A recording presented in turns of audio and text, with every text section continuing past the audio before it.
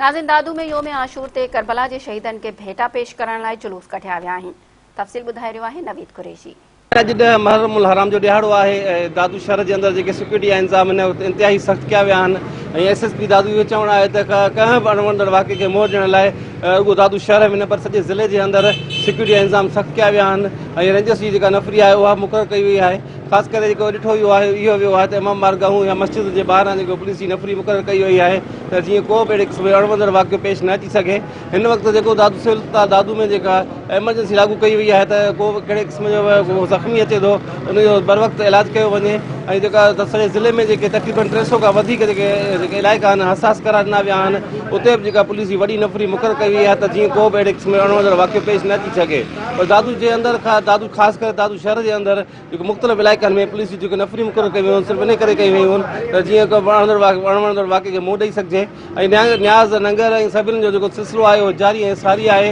ऐं हज़रत इमाम हुसैन जो जेको जी लाज़वाल जेका क़ुर्बानी जे सोग में दादू शहर जा जेके माण्हू आहिनि उहे वरितल आहिनि सोग में वरितल आहिनि। जेका हिते हिन वक़्तु दादू शहर जे चौक ते या मुख़्तियार कराफ़ी जे साम्हूं जेका शामे ग़रीब आहे महफ़िल थींदी उहा उन राति जे टाइम ते थींदी आहे। हिन वक़्तु बि जेके नंढा नंढा जुलूस आहिनि मुख़्तलिफ़ इलाइक़नि मां मातमी जुलूस निकिरनि पिया ऐं नौजवान जेके आहिनि उहे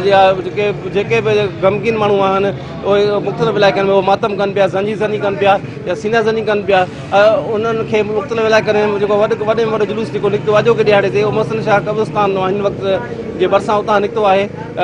मोमिना जेके मातम कंदा ज़ंजीर जो मातम कंदा सीना ज़नी कंदा बस स्टॉप ते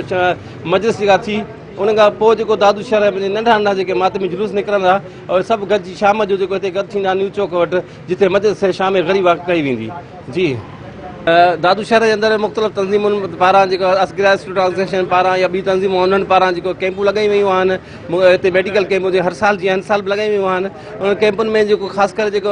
ज़ंजी ज़नी थींदी आहे मातम थींदो आहे या सीना ज़नी थींदी आहे उन्हनि जो जेको उन बर वक़्तु तौरु इलाजु कयो वेंदो आहे उन्हनि खे दवाऊं ॾिनियूं वेंदियूं आहिनि।